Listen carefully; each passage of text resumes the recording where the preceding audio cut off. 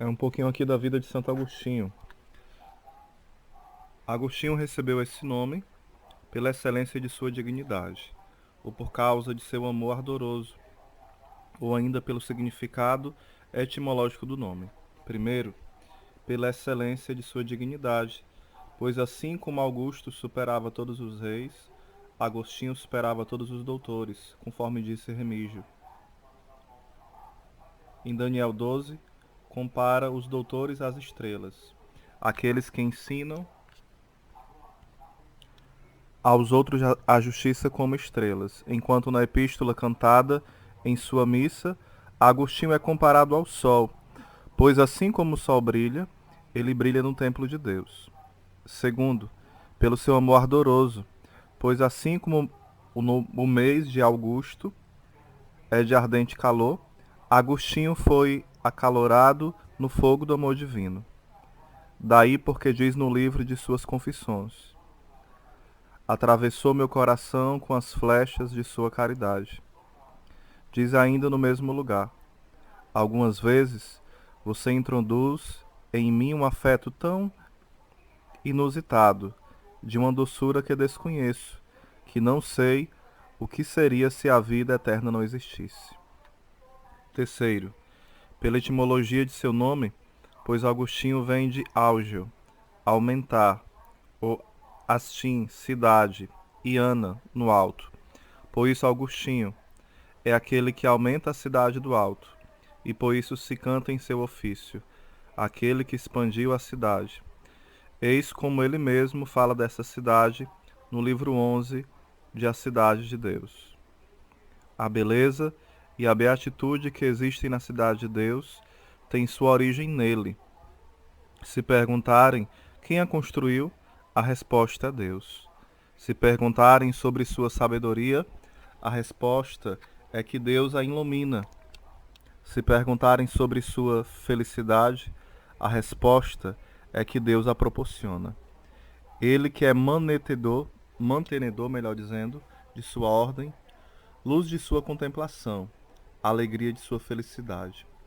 A cidade vive e ama na eternidade de Deus, brilha na verdade de Deus, alegra-se na bondade de Deus. Ou como é dito no glossário, Agostinho quer dizer magnífico, feliz, luminoso. Foi magnífico em sua vida, luminoso em sua doutrina, feliz em sua glória. Sua vida foi compilada por Posidônio, bispo de Catânia, como diz Cassiodoro em seu livro dos Homens Ilustres. Agostinho, eminente doutor, nasceu na província da África, na cidade de Cartago, de pais muito honrados. Seu pai chamava-se Patrício e sua mãe Mônica. Ele foi instruído nas artes liberais, o bastante para ser visto como grande filósofo e brilhante retórico. Leu e entendeu sozinho os livros de Aristóteles e todos os livros das artes liberais que teve em seu poder, o que está atestado no livro das Confissões. Apesar de ser então um devasso escravo de maus apetites, li e entendi por mim mesmo todos os livros das artes liberais que pude. Diz na mesma obra, tudo o que respeitava a arte de falar e de raciocinar, a música e aos números, aprendi sem muita dificuldade, nem ajuda de ninguém.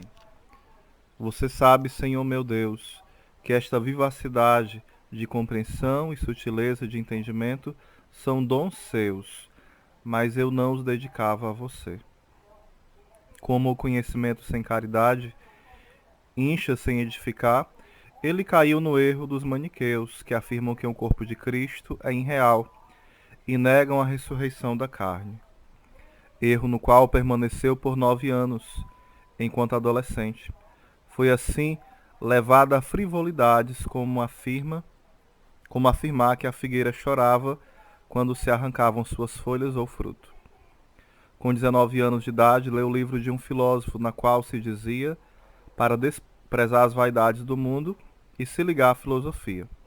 O livro agradou-lhe muito, mas ele lamentou que não mencionasse o nome de Jesus Cristo, que ele observara ou melhor, absolvera de sua mãe, que chorava bastante, tentando levá-lo de volta à verdadeira fé. Um dia, lê-se no livro das Confissões, Mônica teve uma visão na qual estava em pé sobre uma tábua.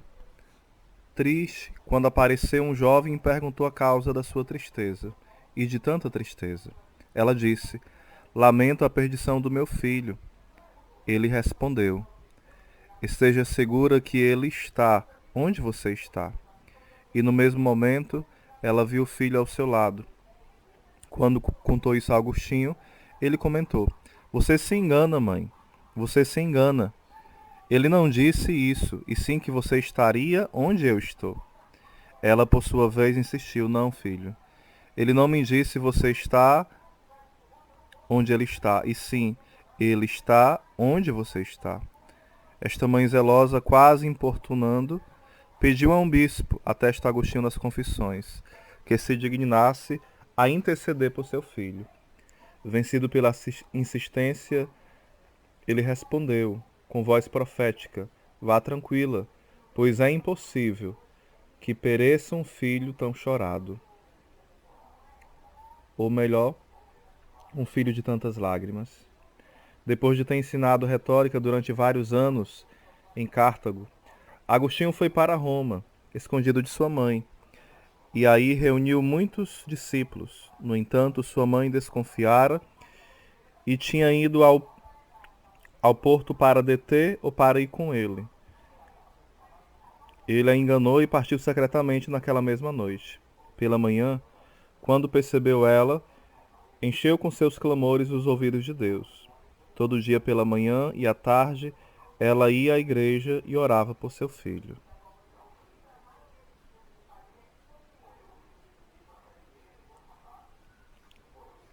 Nessa época, os membros do Ateneu de Milão pediram a Simaco, prefeito romano, que ele mandasse um mestre de retórica, e Agostinho foi enviado para o homem de Deus, Ambrósio. Entretanto, sua mãe não descansava, e depois de grandes dificuldades acabou por encontrá-lo.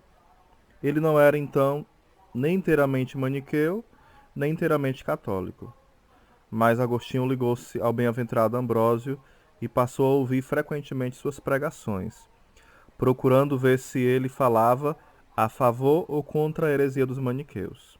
Certa vez Ambrósio argumentou longamente contra tal erro, refutando por meio da razão e das autoridades, e assim o erro foi inteiramente extirpado do coração de Agostinho. Ele conta assim no livro das Confissões: o que lhe aconteceu em seguida, quando comecei a conhecê-lo. A fraqueza de minha visão foi ofuscada pelas ondas de luz que lançou sobre mim. Um misto de horror e amor me fez fremir minha alma, e descobri que estava bem afastado de você, em uma região estranha, e me parecia ouvir sua voz, vinda do alto. Sou o alimento dos fortes. Creia e me coma, e não será você que me transformará em você. Da mesma forma que os alimentos tornam-se sua carne, mas será você que se transformará em mim. Ele entendeu que Cristo era o verdadeiro caminho. Isso lhe agradou. Mas como ainda o angustiava andar por suas estreitas sendas, o Senhor inspirou sua mente para que fosse a Simpliciano, no qual brilhava a luz, ou seja, a graça divina, e revelasse a ele todas as suas inquietações. Ele poderia indicar a melhor maneira de entrar na via de Deus, a qual cada um chega de forma diferente dos outros. Agostinho tomava crescente aversão pelo mundo, quando o comparava com a doçura e a beleza da casa de Deus que tanto amava. Simpliciano estimulou a estimular a si mesmo, dizendo: Muitos meninos e meninas servem a Deus na igreja do Senhor, e você não pode fazer aquilo que eles puderam por si mesmos, e não por meio de seu Deus, que está em você e não está? Jogue-se sobre ele, e ele o receberá e salvará. No meio desta conversa, Simpliciano lembrou-se de Vitorino, e narrou alegremente como aquele pagão tinha merecido, por causa de sua sabedoria, uma estátua no Fórum de Roma, coisa extraordinária, já que se considerava cristão. Simpliciano dizia a ele: não acredito nisso, até que o vejo na igreja, que o veja na igreja. E ele jocosamente perguntava: são as paredes que fazem com que o homem seja cristão?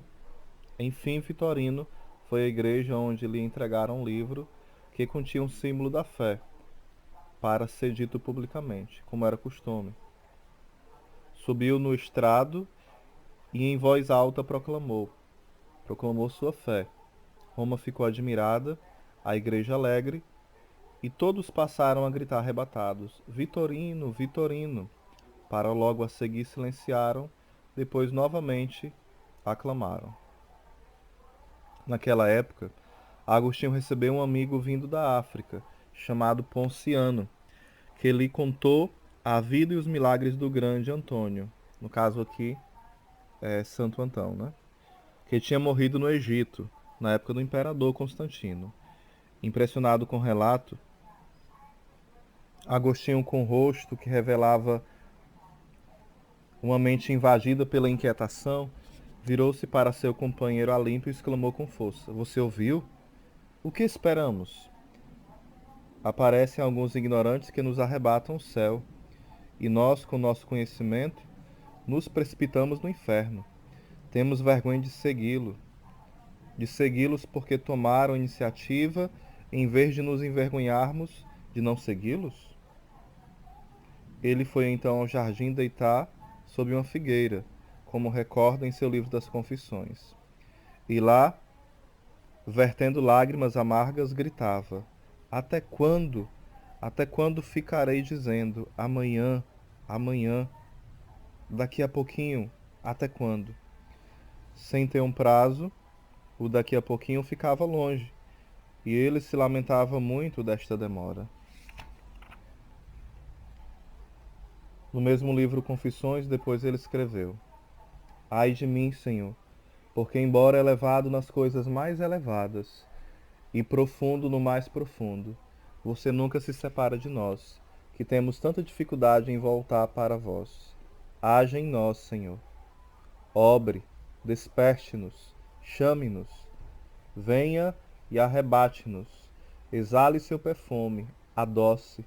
Tive medo de me envolver, quando devia ter medo de não estar envolvido. Demorei a amá-lo, ó beleza sempre antiga e sempre nova. Demorei a amá-lo, você estava dentro de mim, mas eu fora de mim. Onde o procurava nas belezas que você criou, e assim eu me lançava na deformidade. Você estava comigo, e eu não estava contigo. Você me chamou, gritou e abriu meus ouvidos, surdos. Você brilhou, cintilou e minha cegueira acabou. Você me fez sentir o odor de seu perfume, e eu respiro seu espírito.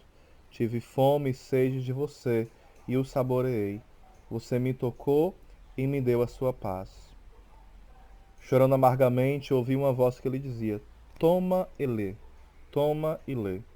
Ele abriu imediatamente o códice apostólico e, batendo os olhos, leu: revistam-se do Senhor Jesus Cristo. E no mesmo instante dissiparam-se as trevas em que suas dúvidas o haviam mergulhado. Ele abriu em Romanos 13:14. Nesse meio tempo, começou a ter uma violentíssima dor de dente, que ele mesmo diz, o levou a crer na opinião do filósofo Cornélio, para quem o supremo bem da alma está na sabedoria e o supremo bem no corpo na total ausência da dor. Aquela dor foi tão violenta que ele perdeu a voz. Foi então, conta no livro das Confissões, que escreveu sobre uma placa de cera que todos orassem por ele, a fim de que o Senhor apaziguasse sua dor. Ele se ajoelhou com os outros e no mesmo instante ficou curado. Informou então Santo Ambrósio de sua intenção e pediu que recomendasse o que deveria ler no livro sagrado para se tornar digno da fé cristã. Ele recomendou a leitura do profeta Isaías, que lhe parecia mais adequado por ter prenunciado o Evangelho e a convenção dos gentios. Como Agostinho não entendeu o começo do texto e achou que fosse todo obscuro, deixou a leitura para quando estivesse mais habituado com a Sagrada Escritura.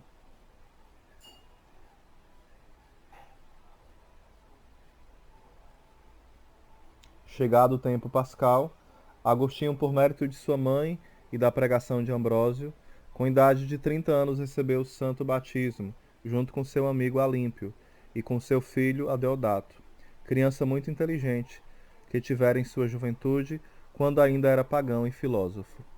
Em seu livro chamado Espelho da Igreja, Honório conta que, naquela cerimônia, Ambrósio disse: "Te louvamos, Deus." E Agostinho respondeu: "Te reconhecemos, Senhor."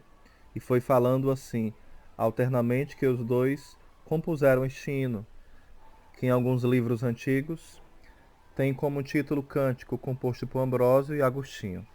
Depois disso, Agostinho foi maravilhosamente fortalecido na fé católica, abandonou todas as esperanças que tinha no mundo e renunciou às escolas que dirigia. Ele mesmo conta em suas confissões quanta doçura o amor divino lhe proporcionava. Depois disso, Agostinho começou a voltar para a África, com Nebródio, Evódio e sua mãe, mas ao chegarem a Hóstia Tiberina, sua piedosa mãe morreu. Ele retirou-se para suas propriedades, junto com aqueles que eram ligados, e entregou-se a jejuns e a preces. Escreveu livros e instruiu os ignorantes. Sua reputação expandiu por toda parte, e todos os seus livros e suas ações eram considerados admiráveis. Ele evitava ir às cidades que não tinham bispo, para não ser colocado neste cargo. Havia naquela época em Hipona um homem de grande fortuna, que pediu a Agostinho que fosse até ele, que queria ouvi-lo, e poderia assim renunciar ao mundo. Informado disso, Agostinho foi excitado aí. Assim,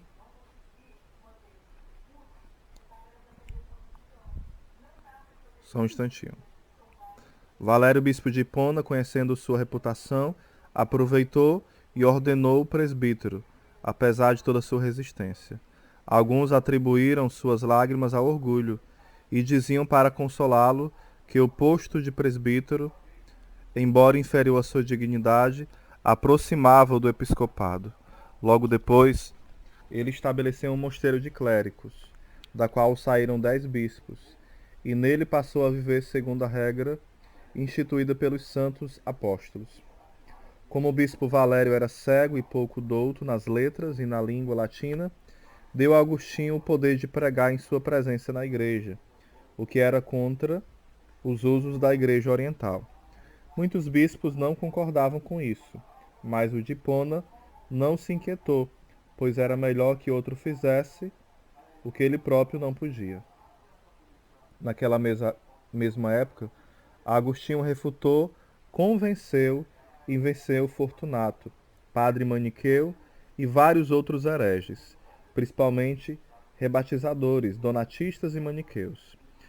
Temendo que alguma outra cidade levasse Agostinho para ser arcebispo, ou melhor, bispo, Valério o enviou a um local retirado, a fim de não ser encontrado, e conseguiu do arcebispo de Cartago que Agostinho fosse promovido a bispo e o sucedesse. Mas Agostinho recusou de todas as formas, até que, pressionado e coagido, assumiu o encargo do episcopado. Depois disse e escreveu que não se deveria ordenar alguém bispo, enquanto o substituto vivesse. Soube que isto fora proibido por um concílio universal, e como não queria ter feito aquilo, empenhou-se para que os concílios dos bispos determinassem que aqueles que conferem as ordens comuniquem aos ordenados os estatutos dos pais da igreja.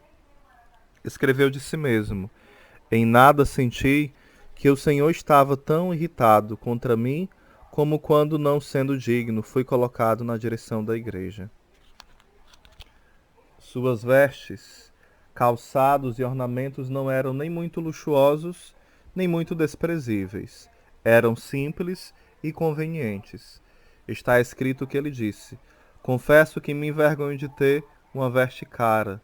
Por isso, quando me dão uma, eu a vendo, a fim de partilhar o seu valor, já que a veste não pode ser partilhada.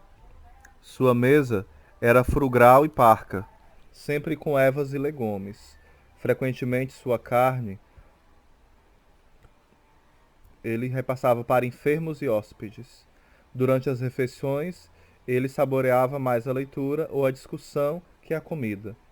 No local das refeições, para evitar a peste da maledicência, tinha escrito o seguinte: Quem ama palavras que minam a vida dos ausentes, não é digno desta mesa. Repetindo: Quem ama palavras que minam a vida dos ausentes, não é digno desta mesa. Certa vez, alguns bispos muito amigos conversavam falando mal de outras pessoas, e ele os repreendeu duramente, dizendo que se não parassem com aquilo, ou ele apagaria os referidos vasos, ou deixaria a mesa. Em outra oportunidade, convidou amigos para a refeição, e um deles, mais curioso que os outros, entrou na cozinha, e não encontrando nada pronto, voltou à sala e perguntou a Agostinho: Quais pratos você mandou preparar, pai? Agostinho, que não era curioso para estas coisas, respondeu: Ignoro tanto quanto vocês.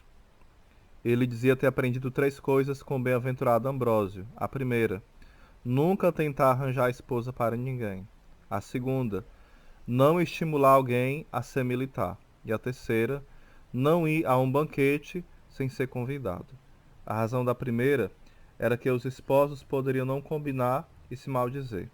A razão da segunda era que os militares costumam se entregar à calúnia e ele seria culpado por isso. A razão da terceira era não perder a moderação. Sua pureza e humildade eram tão grandes que mesmo os menores pecados, aqueles que nós reputamos nulos ou insignificantes, ele os confessa em seu livro das Confissões e humildemente se acusa deles perante Deus. Assim, ele se acusa naquele livro de na infância ter jogado bola quando devia ter ido à escola. Acusa-se de não ter querido ler nem estudar quando seus pais e os seus mestres não ameaçavam. Acusa-se de quando criança ter lido com prazer as fábulas dos poetas, como de Enéas, e ter chorado com suicídio por amor de Dido. Acusa-se de ter roubado a mesa ou a despensar dos pais para dar às crianças com quem brincava, e de ter vencido de forma fraudulosa essas crianças no jogo. E confessa ter, com idade de 16 anos, roubado peras de uma árvore das proximidades de sua vinha. Ele se mantinha atento ao olfato, dizendo: Quanto à sedução dos odores, me inquieto pouco, não os procuro quando estão ausentes. Não os repugio, mas estou disposto a me privar deles. Se não me engano, pois ninguém deve estar seguro nesta vida, que pode ser chamada de tentação. Na verdade, aquele que pode de mal se tornar bom, não sabe se de bom não se tornará mal. Da mesma forma, confessou sobre a audição, dizendo: Os prazeres do ouvido me atraíam e subjugavam, mas você me desligou deles e me libertou. Como me atraía mais a melodia do canto do que suas palavras.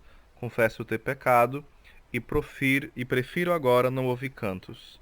Ele se acusa ainda da visão, quando diz que via de bom grado um cão correndo. Tinha prazer em olhar a caça quando passava no campo. Examinava com muita atenção, quando estava em casa, aranhas envolvendo moscas em suas teias. Ele se acusa disso diante do Senhor, como disse, por serem coisas que distraem das boas meditações e perturbam as preces. Ele se acusa também por desejar louvores e por ter sido movido pela vanglória, dizendo: Aquele que quer louvores dos homens, deprecia-se diante de você. não será defendido pelos homens quando julgar, nem libertado por eles quando condenar. Um homem que se deixa louvar por algum dom dado por você, aprecia mais os louvores que o dom. Tais tentações nos assaltam todos os dias sem parar. A língua do homem é uma fornalha cotidiana. Não gostaria que o elogio de outras bocas aumentasse a alegria do bem que encontram em mim.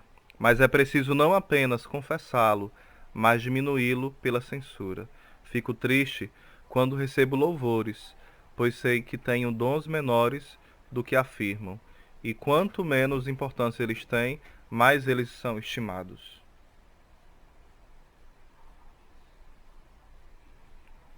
Esse santo homem refutava os hereges tão vigorosamente que eles falavam entre si publicamente que não seria pecado matar Agostinho, que diziam um lobo a ser morto.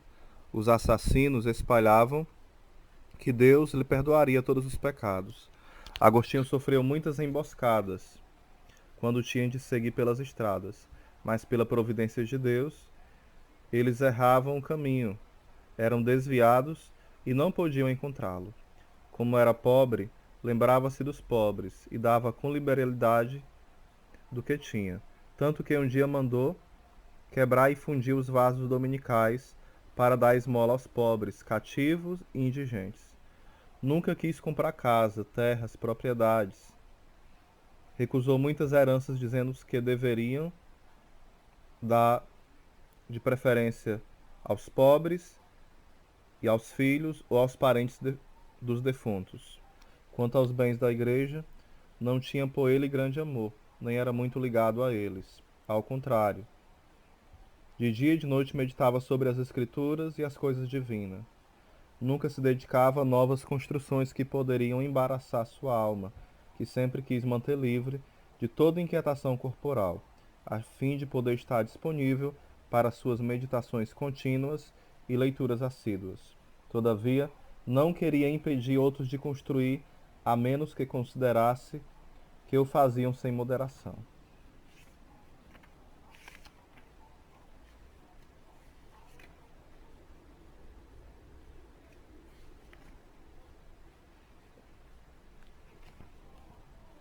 Então aqui é um pouco da vida de Santo Agostinho, né? Essa vida que vai nos constrangendo de fato, nos mostrando a grande humildade dele. Santo Agostinho louvava muito quem desejava a morte, e frequentemente se referia aos exemplos de três bispos. Ambrósio, que durante sua agonia respondeu aos que lhe pediram que obtivesse com preces o prolongamento de sua vida. Não vivi de maneira a me envergonhar de viver entre vocês, nem temo morrer, pois temos um bom Senhor. Agostinho achava essa resposta extraordinária. Outro bispo era um a qual alguém disse que, por ser-lhe muito necessário à igreja, o Senhor livraria, ao que respondeu: se eu nunca morresse, tudo bem, mas se eu devo morrer um dia, por que não agora? Ele se referia ainda ao que Cipriano contava de outro bispo enfermo, que sofrendo muito pediu o restabelecimento de sua saúde. Um belo jovem apareceu então e disse-lhe: você tem medo de sofrer e não quer morrer? Agostinho não permitia que mulher alguma morasse com ele, nem mesmo sua irmã Germânia, nem as filhas de seu irmão, que serviam a Deus. Ele dizia que, embora não tivesse nenhuma má suspeita de sua irmã e sobrinha, como elas tinham necessidade de outras pessoas e receberiam visitas, isso poderia levar os fracos a tentações humanas ou, com certeza, a suspeitas infames dos homens maus. Nunca queria falar a sós com a mulher, a menos que se tratasse de um segredo. Ele fez o bem a seus parentes, não com riquezas, mas concedendo-lhes tudo na medida certa. Era raro que fosse por cartas ou pessoalmente intercedesse por alguém, imitando um filósofo cuja contemplação não serviu muito a seus amigos e aos quais dizia: geralmente, poder que se pede é poder reduzido. Quando o fazia, ponderava seu estilo de forma e não poder reduzido. perdão, quando fazia, ponderava seu estilo de forma a não ser inoportuno, mas a merecer ser atendido pela civilidade do pedido. Preferia exercer poder entre desconhecidos e não entre amigos, pois dizia que no primeiro caso podia livremente distinguir o culpado e fazer um amigo, mas no caso de amigos, a sentença dada pela justiça certamente levaria à perda daquele contra qual a pronunciasse. Muitas igrejas o convidavam para pregar a palavra e convertia muitos. Algumas vezes, em suas reflexões, saía do plano da pregação e dizia que isso vinha de Deus para a salvação de alguém. Assim aconteceu com um negociante maniqueu, que se converteu assistindo a sua pregação, na qual Agostinho fez uma digressão contra este erro, naquela época em que os godos haviam tomado Roma e os idólatras e infiéis insultavam bastante os cristãos. Agostinho compôs o livro A Cidade de Deus, para demonstrar que nesta vida os justos devem ser oprimidos e os ímpios prosperar, pois há uma dupla cidade, a saber Jerusalém, cujo rei é Cristo, e Babilônia, cujo rei é o diabo. Duas cidades, ele dizia, construídas por dois amores. O amor a si mesmo, levando ao desprezo de Deus, construída a cidade do diabo. O amor a Deus, levando ao desprezo de si mesmo, construindo a cidade de Deus. Ainda em vinda a Agostinho no ano do Senhor de 440, os vândalos ocuparam a província da África, devastando tudo e não poupando nem sexo, nem condição social, nem idade. Que é um pouquinho da vida de Santo Agostinho, tirado do livro Legenda Áurea. A gente vai fazer a segunda parte, concluindo um pouquinho sobre a vida de Santo Agostinho.